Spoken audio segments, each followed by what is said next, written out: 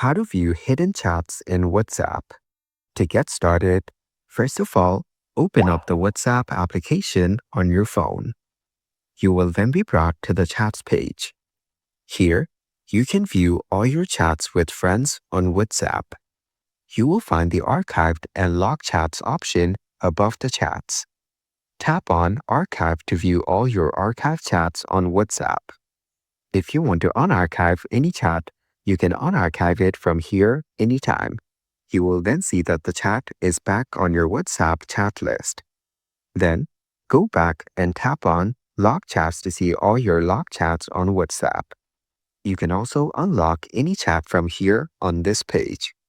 Following these steps, you can easily view hidden chats in WhatsApp. Thank you for watching.